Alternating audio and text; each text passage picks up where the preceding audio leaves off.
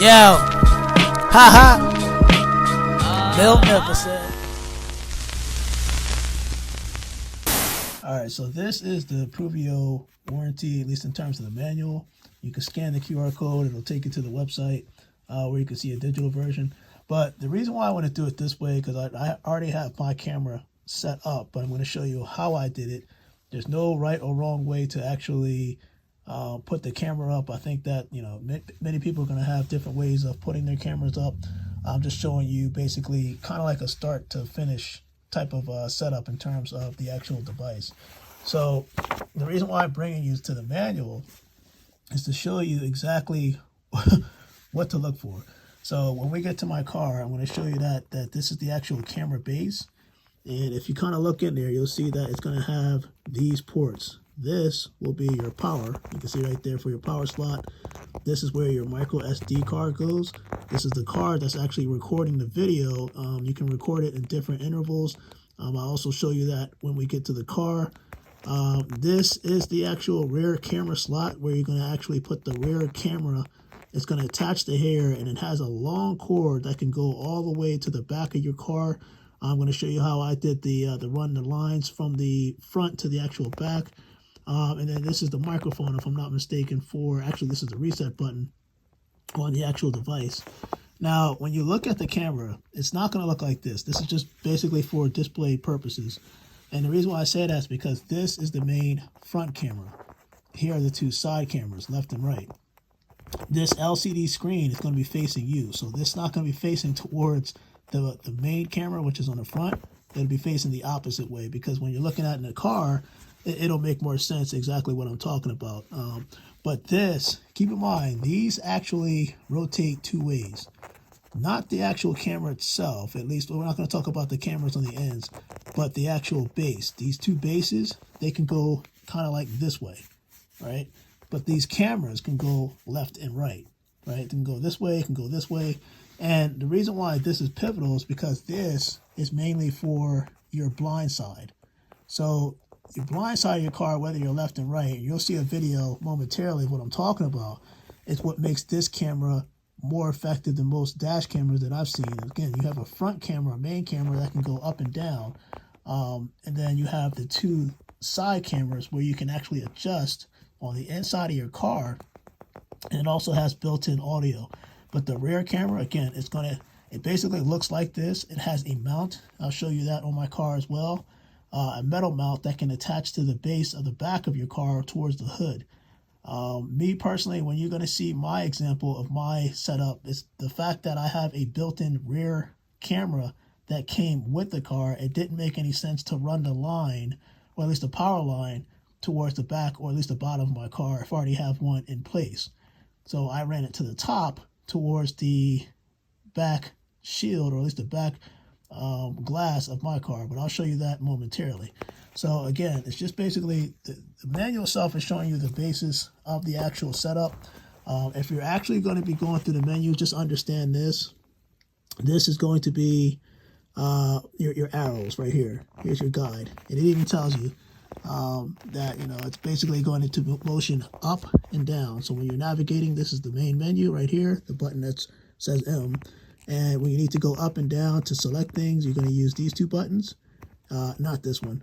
This OK button basically just kind of finalizes the selection that you're going to make based off the decisions you make here. So with that said and done, man, I can tell you right now, we can also look at the actual book to see what's in the actual box, but you can also see a display on the actual website where it's telling you about everything.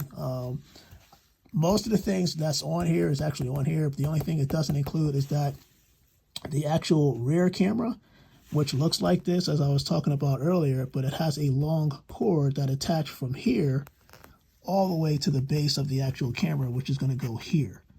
Again, I'm going to show you the actual picture, or at least the video, when we get to my car. But the packaging is it's not overwhelming. It's actually pretty good. The cable management tool, which is this, is what you're going to use to actually guide through the weather strips and through the frame of your car when you're running the wires. If you see this is basically just for, I think this is for the cable adhesive spacer. This is basically, you can attach this to like one of the bases or part of your car where the cord can't kind of tuck in. It depends on, each car is different. So, you know, if there's an area or part of the car that the cord can't actually go in, you can put this adhesive on the base and then kind of connect the wiring to this actual piece. But some people may or may not have that problem. I think the newer cars, you shouldn't have that problem. And let's see what else. Oh, the micro SD card. I'm going to show you a video about what you can do with this micro SD card in addition to the actual camera itself. The reason why I want to show you that is because the micro SD card can be removed, but you can play it through, you know, your Android phone or your iPhone. I'm going to show you the app to use on the actual iPhone and the Android device, where you can connect the app to the actual, your phone to the actual camera system itself, and you can actually watch everything live. All it is just a wireless transmission, and you can see everything simultaneously. The micro SD, if you wanted to take the video from the actual micro SD and plug it in your phone, there's a way to do that, and I'll show you towards the end of this video. So with that said and done, man, let me show you exactly what I did to kind of install the camera, what it looks like in terms of the views, and how to use the app, things of that nature, and then we go from there. So let's go into the car and take a look. So this is the actual camera itself. This is the Pruveeo camera. I decided to do a suction cup, the suction cup version, just because I'm able to tilt the camera the way I want it. The front camera is facing outward, and you can see that the two side cameras will be used for your blind spots. This is the power button that we were talking about in terms of like the whole brochure. This is the cord that's running to the rear of the camera, which I'll show you momentarily. And then this one is actually the actual power cord, and I'll show you how I'm running that right now. So what I did was I took that cord and I ran all the way down along here, right? And this is the key part right here. This is what I want you guys to see. This, if you're looking, these two cords are actually in between here. I have one going all the way towards the back of my car and the one going towards the front of my car. So let me show you that. And basically what's happening is that along the weather strips of the actual car, the wiring is going kind of, I don't know if you can see that, but it's going all the way in here towards the base of the frame, coming down all the way towards the ground. And then you can see the cord right here, the power cord goes underneath my mat. Once it goes underneath my mat, I then have it going into the 12 volt, at least the port here in the car, to charge up. So I'm going to start the car, and you're going to see that momentarily, but not before I show you how the rest of the rear camera, which is where... Now, this is where everything gets interesting. Now, remember, you're using the prior, at least the actual tool, the wiring tool, to open this up. And you're sticking, again, this is the rear wiring. I decided to move this towards the top or the ceiling portion of my car. So the wires are actually going in here. It's going up in here. Remember I was talking about the adhesive, that you could put the adhesive there if you can't fit the wire and this frame or this portion of the actual car, at least the mid portion. And then it feeds, you can see a little bit right here, all the way through. It's basically just going all the way in the back. It tucks in here. It's going all the way in the back. All the wiring is going here. And then this is where it kind of ends. So let me show you exactly what I'm talking about.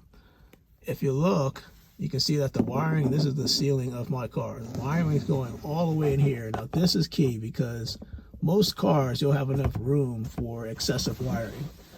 And you can see right here, I left a little bit of wiring to go and loop into the base of the actual car. I don't know if you can see that. That's the rear camera. And I screwed the metal brackets, which you can see right here, is two Phillips. I used like a 1/16 drill bit to make the preset holes in the back of my car before I drilled it in, right? And the reason why I did it this way is because when you open this trunk, it's going to open up, and it has enough wire to compensate for opening up for the rear camera.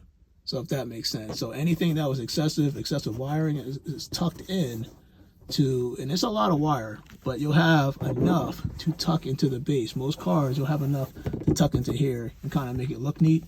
But that wire is basically just coming down this way.